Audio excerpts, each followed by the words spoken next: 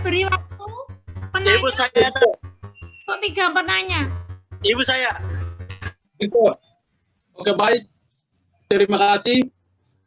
Pertama-tama yang saya hormati kepada pemateri dan juga yang saya hormati kepada Ibu Reni dan saya hormati kepada teman-teman sekalian. Di sini saya bertanya tentang berkomunikasi. Tadi Bapak menjelaskan bahwa berkomunikasi itu berada di mana saja, pergi di mana saja, bisa berkomunikasi dengan teman, dan berkomunikasi dengan Bapak Ibu dosen, dan berkomunikasi dengan orang-orang tertentu. Jadi kemudian daripada itu saya bertanya kepada Bapak bahwa untuk berbicara itu ada seninya. Jadi kemudian berbicara yang rahasia dan komunikasi yang efektif itu seperti apa yang kami melatih. Mungkin pertanyaan seperti ini saya boleh tanyakan. Jadi waktu berikutnya saya kembalikan. Sekian.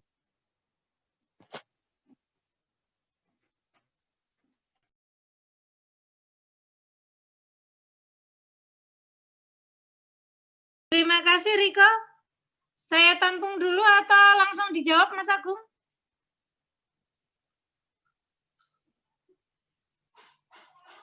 Mas Agung? Ditampung dulu nggak apa-apa, Reni? Halo? Ya, terima kasih. Ya, nanti sekalian dijawab. Ya, silakan penanya kedua. Ibu ada. Oh iya, Reni, sekalian informasi itu Mas Novat Pugo Sambodo itu melampirkan link untuk sertifikat ya.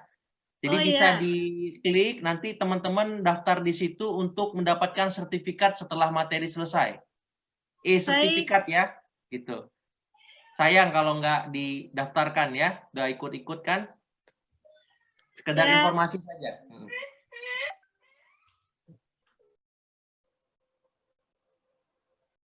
Baik, terima kasih Mas Agung.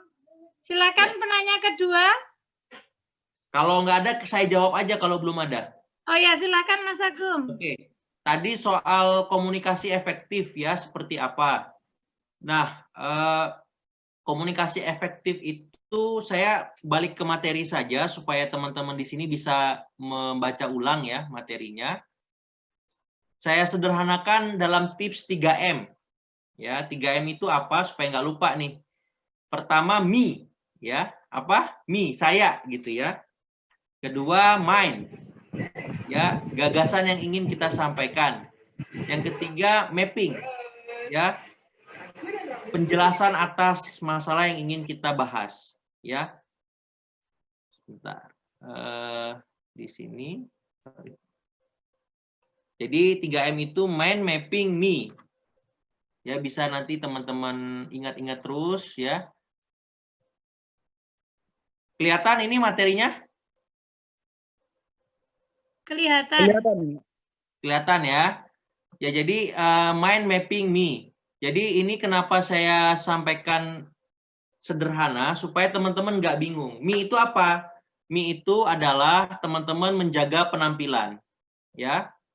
Jadi Kak Riko sebelum berkomunikasi dengan siapapun, Kak Riko harus menjaga penampilan. Ya, ini saya lihat rapi ini Kak Riko ini. Kemeja putih ya, senyumnya sangat hangat ya. Kemudian penuh dengan energi positif ya, penampilan dijaga. Kenapa? Karena orang sebelum berkomunikasi dengan kita melihat tampilan kita. Ya. Jangan sampai ketika kita belum berkomunikasi, dia udah ngelempar sendalnya sama kita. Gara-gara kita berpakaian tidak sopan misalnya. Atau kita tidak rapi. Ya, dia lempar galon aqua. Pergi kau katanya kan. Repot juga kita. Kita belum ngomong udah disuruh pergi. Padahal kita harus ngomong sama dia. Seperti itu. Nah, apalagi kalau kita misalkan ketemu dosen, ya mau bimbingan skripsi. Itu kan berarti kan harus rapi, harus wangi, harus fresh, benar-benar meyakinkan dia kita memang membawa hasil penelitian atau tulisan yang sesuai harapan dia. Nah, kita sudah melakukan itu, tapi kita nggak rapi, kita nggak meyakinkan dia. Jadi dia nggak mau nerima kita, padahal kita sudah capek-capek nulis. Kenapa? Karena kita begadang malamnya kan? Karena begadang malamnya nggak mandi, langsung ke kampus, ya.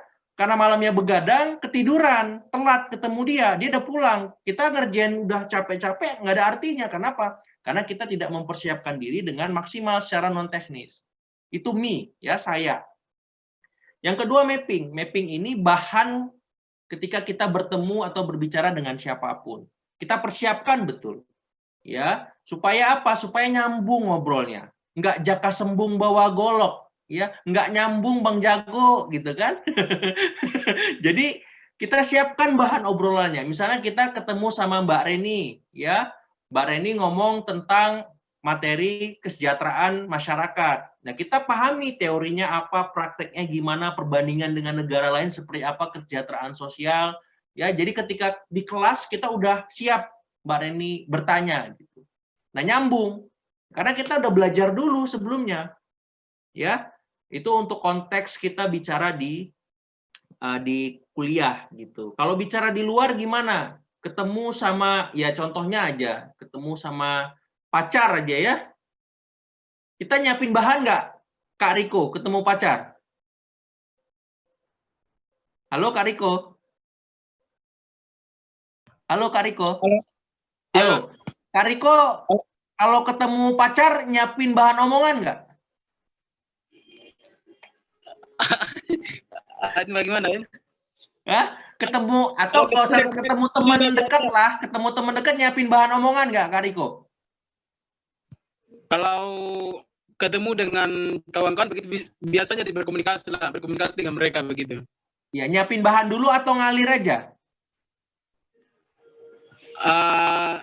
Nyarin, maksudnya bukan bahan dulu tapi nyarin langsung begitu. Oke ya. Sama teman aja kita begitu, apalagi sama yang lebih lebih khusus, misalkan dosen atau guru atau ibu bapak atau siapa gitu kan. Nah, artinya memang mappingnya harus bagus. Yang ketiga, mind, ya, gagasannya, ya, penegasannya apa?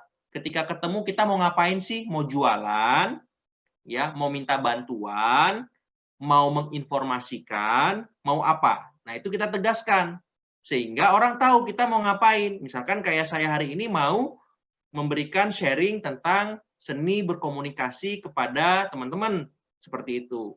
Jelas. Intinya teman-teman bisa berbicara, berkomunikasi dengan siapapun, bukan hanya ketika di kampus, tapi nanti ketika sudah lulus, siap untuk bekerja seperti itu. Kira-kira begitu Kak Riko, komunikasi efektif. 3M. Ya. Me, mapping, mind. Boleh juga pakai masker. M pertama, M kedua apa ya? Jaga jarak apa ya? Kemudian cuci tangan, nggak cocok deh 3M. Buat corona, sorry. Intermezzo. Biar sederhana aja. Ya, 3M. Berarti besok aku bicara ingat 3M. Me, mapping, mind. Rapi, wangi, mandi, bahan siap, tancap gas, ngomong langsung. Seperti itu, Kak Riko Piki. Siap, terima kasih Bapak Hormat. Sama-sama, Kak Riko. Terima kasih, Mas Agung dan Adik Riko. Silakan bagi mahasiswa yang mau bertanya, Ibu beri kesempatan. Ada. Saya Bu. Ya, Yandri, silakan. Ya, ada. lagi. Ya, baik. Terima kasih atas waktunya. Di sini saya akan bertanya. Yang pertama, saya berterima kasih kepada Wirata Institusi dan saya berterima kasih kepada Ibu dosen Sinta selaku dosen FISIP dan saya berterima kasih kepada Agung Baskoro yang Sama-sama, mana Mbak Hendi. ya yang mana telah berkolaborasi dalam pertemuan ini. Di sini saya akan bertanya seni berbicara. Di sini mengapa kita berbicara dengan pemerintah atau masyarakat itu ketika kita berbicara itu mungkin kita ambil langkah-langkah apa yang kita bisa koneksi dengan pemerintah atau masyarakat. Ya. Baik, seperti itu yang saya bisa bertanya. Oke. Mas Yandrik, sebelum dipotong sebelum ditutup, saya pengen tahu pemerintah di sini, pemerintah provinsi, kabupaten, pemerintah pusat, pemerintah mana? Pemerintah provinsi, Bapak. Provinsi. Kalau masyarakat sekitar rumah, masyarakat di mana? Iya, Biasanya masyarakat sekitar rumah lah, Bapak. sekitar rumah. Oke. Iya. Dapat pesan. Oke.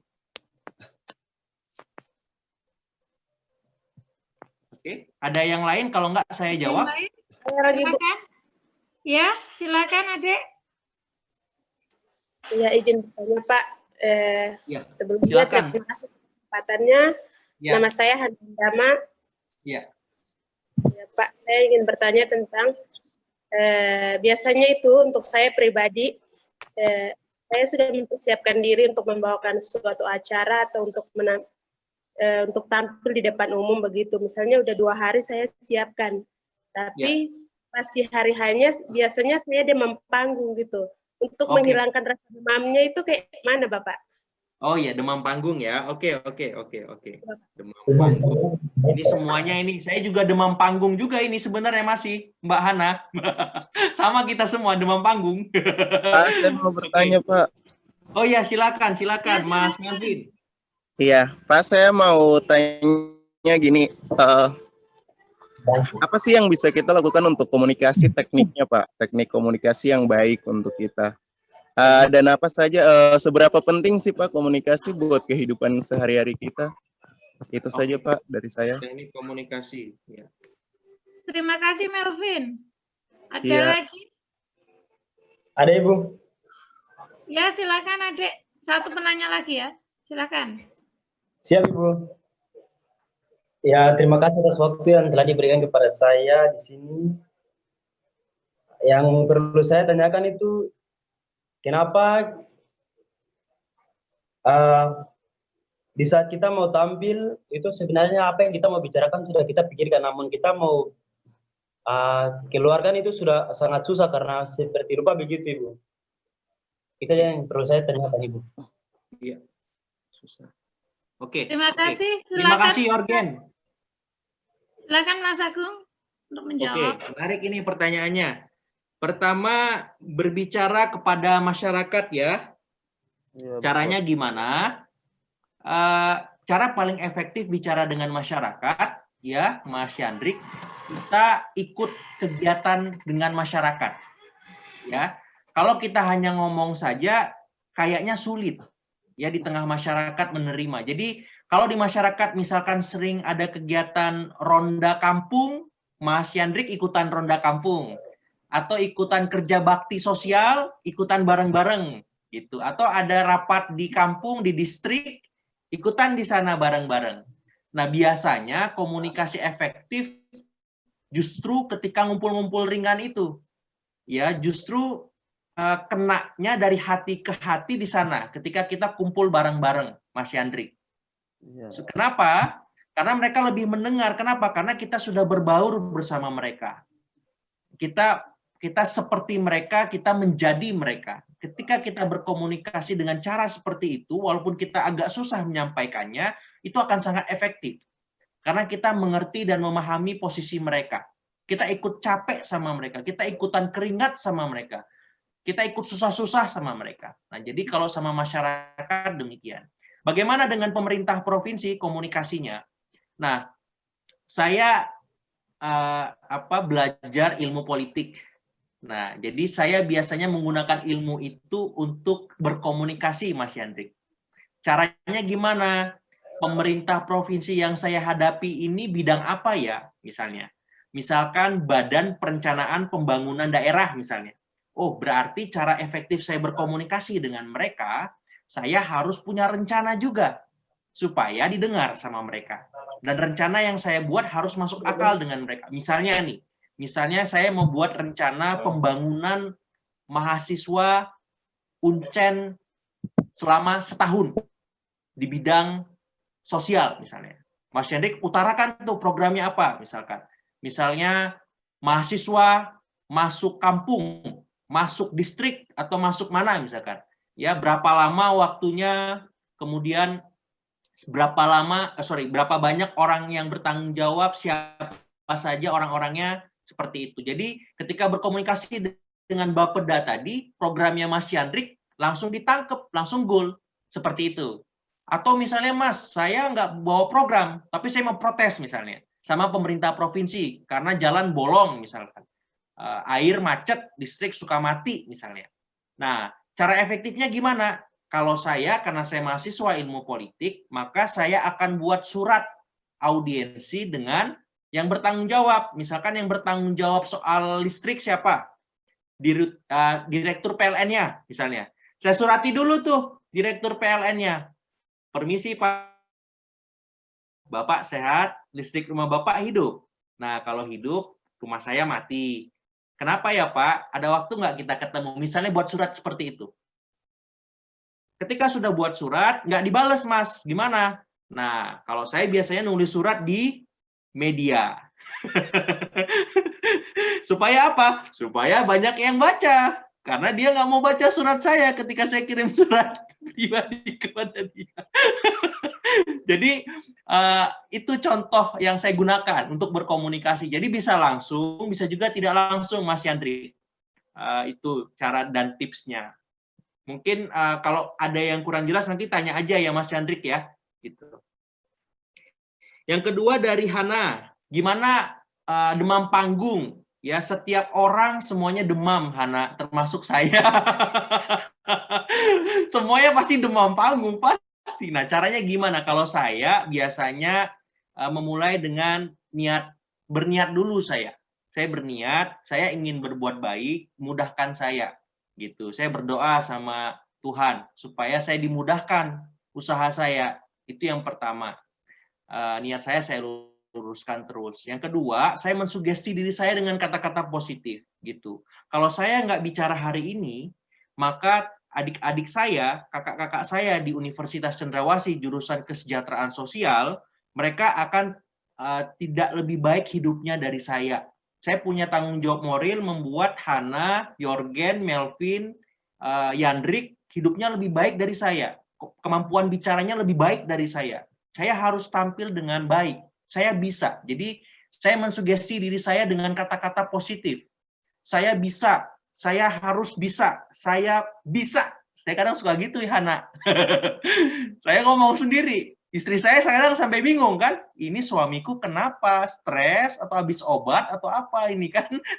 Ngomong sendiri, ketawa sendiri, senyum sendiri, kasihan gitu istri saya kadang. Ya, jadi saya mensugesti dengan kata-kata positif. Supaya apa? Supaya saya yakin dengan ikhtiar baik saya gitu. Nah, yang ketiga, biar apa namanya? Biar tidak demam panggung, semangat. Ya, mungkin klise ya kita semangat itu, tapi saya seringkali terbantu ketika pikiran positif saya hadir, semangat, antusiasme. Walaupun saya bingung misalnya mau ngomong apa, tapi saya semangat aja, saya senyum, saya antusias gitu, saya semangat, saya positive thinking aja gitu. Jadi itu tips agar demam panggungnya berkurang. Karena demam panggung nggak bisa hilang gitu. Jadi apa yang saya sampaikan hanya mengurangi dosis demam kita. Tapi yang bisa menghilangkan sepenuhnya demam panggung itu diri kita sendiri. Ya, dengan apa? Dengan latihan terus-menerus, dengan praktek simulasi terus-menerus seperti itu. Gitu Hana, kalau ada yang belum jelas nanti tanyakan lagi saja nggak apa-apa. Untuk Melvin ya, untuk Melvin, teknik komunikasi tadi yang efektif ya saya ulang lagi, 3M tadi ya, mind, mapping, me ya. Me itu penampilannya dijaga, ya. Mapping itu bahannya dibawa, dipersiapkan supaya ketika diajak ngomong nyambung, ya. Kemudian mind-nya, gagasannya, ya, gagasan utama, penjelasan utamanya sebagai penegasan itu dikonkretkan gitu. Kita mau ngapain sih sebenarnya ngobrol gitu. Kita mau berbuat apa misalnya. Mau jualan, mau menginformasikan, mau training, mau apa. Nah, itu jadi 3M, me, mapping, mind gitu ya. Itu Melvin tanggapannya. Nanti kalau nggak jelas juga tanya aja lagi. Kemudian buat Yorgen susah ngomong. Nah ini saya juga susah ngomong sebenarnya. Sama kita Yorgen. Jadi kalau misalkan Yorgen memang agak ada kesulitan untuk berbicara, siapkan notes kecil, ya catatan kecil. Nggak usah apa namanya, nggak usah gede-gede. Kayak MC ada kertas di telapak tangannya atau di kantung saja. Itu tulis kecil aja keyword-keyword yang kira-kira bisa membantu Melvin, yang membantu Yorgen untuk mengingat apa yang ingin disampaikan, apa yang ingin dibicarakan. Misalkan saya nih ngomong tentang public speaking misalkan. Tadi ada tips 3M, mind mapping me. Mungkin nanti Yorgen bisa buat 3M yang lain, ya, atau rumus sederhana yang lain soal materi public speaking ini. Misalnya 3A misalkan, apa gitu kan, 3C apa gitu. Jadi dibuat aja rumus-rumus sederhana, kata-kata kunci yang itu memudahkan Yorgen untuk ingat apa yang ingin disampaikan. Karena memang kita punya keterbatasan untuk mengingat atau menghafal ya, karena mungkin banyak aktivitas, kita banyak kegiatan dan seterusnya. Itu tanggapan dari saya, Melvin, Hana, dan Yandri. Ya. Semoga membantu. Kalau ada yang nggak jelas, ditanyakan saja kembali, nggak apa-apa. Siap, Bapak. Terima kasih Mas Agung. Sama-sama. Mungkin ada yang penanya lagi, 2 orang lagi mungkin. Ada Ibu saya. Silakan, Yerbas. Ya, terima kasih atas kesempatan pada siang hari ini. Saya hormati kepada Ibu dan juga yang Bapak-Bapak materi. Dan saya ingin tanyakan di sini adalah mengenai dalam acara atau pada saat acara, saat kita mau sampaikan seseorang ke publik, tetapi dari publik atau dari masyarakat tidak bisa percaya karena apa? Mungkin seperti itu, Ibu. Bisa diulangi lagi? Sorry, keputus tadi. Oke. Ya, begini. Apa pada saat kita sampaikan ke masyarakat atau yang mau sampaikan ke masyarakat, namun masyarakat tidak bisa percaya, tetapi itu karena kenapa dan mengapa pada saat kita menyampaikan itu kenapa dan mengapa masyarakat tidak bisa dipercaya. Mungkin seperti itu, Bapak. Oke. Masyarakat tidak bisa percaya. Ini masyarakat sekitar atau masyarakat mana, Mas? Masyarakat sekitar. Gimana? Masyarakat di sekitar. Masyarakat di sekitar ya, oke. Ya. Oke. Saya tampung dulu.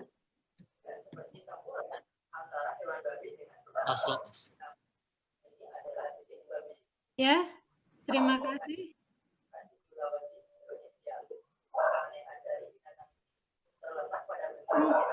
Satu penanya lagi selain Yerbas, silakan. Marcelino. Selamat pagi buat Ibu dan Bapak. Ya. Saya mau menanyakan itu cara berbicara yang baik di depan umum itu seperti apa? Oke. Terima kasih. Terima kasih Marcelino. Silakan Mas Agung. Oke.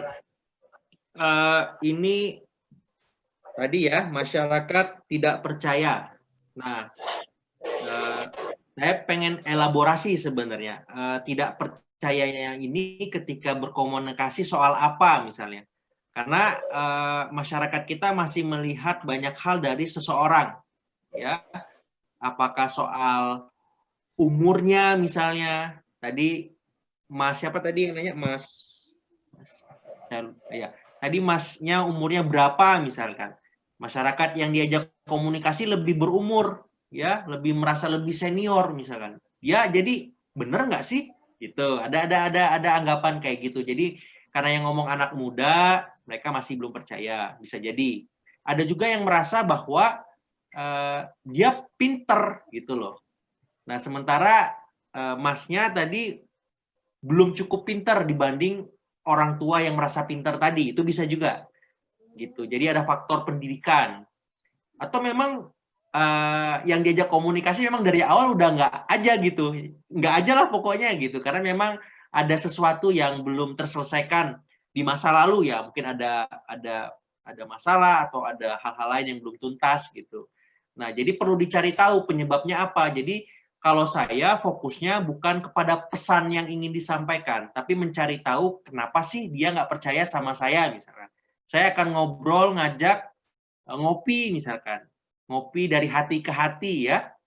Ngajak makan bareng, ngobrol pelan-pelan gitu. Kenapa sih gini, kenapa gitu, bisa nggak kayak gini, bisa nggak kayak gitu, supaya pikiran-pikiran dan perasaannya terbuka dengan informasi yang kita berikan. Sehingga pesan yang ingin kita sampaikan, pesan utamanya bisa masuk. Nah, jadi kalau menghadapi orang seperti itu, biasanya kita punya pekerjaan rumah 2 kali. Ya, bukan hanya memastikan pesannya diterima, tapi memastikan bahwa kita dengan orang yang diajak bicara memang tidak punya masalah atau kendala apapun. Ya, kalau memang dirasa ada ataupun mungkin tidak, tapi dia merasa ada, kita ngobrol aja dulu, ngobrol sesuatu yang tidak ada kaitannya dengan pesan yang ingin kita sampaikan. Misalnya kita ngomong soal ke masyarakat sekitar, contohnya Pak Fulan, misalkan kita mau ngobrol ngajak kerja bakti, tapi Pak Fulan ini nggak mau terus ngajak kerja bakti. Nah, kita jangan ngajak kerja bakti Pak Fulan, kita ajak Pak Fulannya ngopi di warung, kita traktir misalnya. Nah, ketika dia mau ikut ngopi, kita traktir, nah baru kita ajak, Pak, kenapa Pak nggak ikut kerja bakti, Pak? Seru loh, Pak, ini gitu. Misal, kalau saya begitu. Atau misalnya dikasih tahu, Pak, corona ini bahaya loh, Pak. Kalau nggak, nanti kalau Bapak nggak pakai masker, Bapak bisa kena corona. Ah, nggak mungkin, corona. Itu nggak ada corona-coronaan gitu. Misalnya ya, dia nggak percaya. Nah, yang saya lakukan justru, saya pakai masker, ketika ketemu saya akan memberikan Bapak itu misalkan makanan misalkan, atau hadiah masker yang bagus sebagai tanda saya perhatian sama Bapak itu. Dipakai atau enggak itu urusan lain, tapi pesannya nyampe. Ini Pak, ada hadiah dari saya untuk Bapak agar pakai masker misalnya. Sehingga dia, dia perhatian sama saya, walaupun saya nggak percaya corona, tapi saya dikasih masker. Bukan hanya dikasih masker, saya dikasih hand sanitizer, saya dikasih dikasih baju, masker pakai baju, wah itu perhatian sekali gitu. Sehingga dia mau nggak mau, yaudah deh pakai aja. Nah akhirnya pesan kita sampai. Nah jadi kadang kita perlu menambahkan sesuatu sebagai penarik agar pesan yang kita sampaikan bisa diterima dengan baik. Seperti itu. Nah, kalau soal teknik komunikasi di depan umum, tadi saya sudah sampaikan soal 3M, ya, mind mapping me, ya, penampilan dijaga, bahan dibawa, kemudian ditegaskan apa yang ingin mau dikomunikasikan. Tapi di luar soal itu ada hal paling penting lainnya yang perlu dipahami soal konteks. Ya, konteks ini apa? Jadi pesan yang kita bawa itu teks, ya, tapi ada konteks setelah pesan disampaikan. Konteks itu apa? Kalau kita mau berkomunikasi dengan orang, kita lihat dia lagi marah atau enggak. Dia lagi kesel atau enggak sih? Dia lagi senang atau enggak? Dia lagi ngerasain apa? Gitu. Itu satu. Konteks yang kedua apa? Kita mengkomunikasikannya di mana? Di kampus, berarti kan formal, ya, berarti harus resmi semua, harus serius gitu. Atau di restoran, atau di rumah makan, di warung, berarti semi formal. Atau di rumah ke Bapak Ibu, berarti biasa gitu. Nah, konteks-konteks semacam itu penting. Kenapa? Karena jangan sampai karena kita nggak mempertimbangkan hal itu, pesan kita jadi nggak nyampe. Seperti itu. Kalau nggak nyampe, yang ada kesel.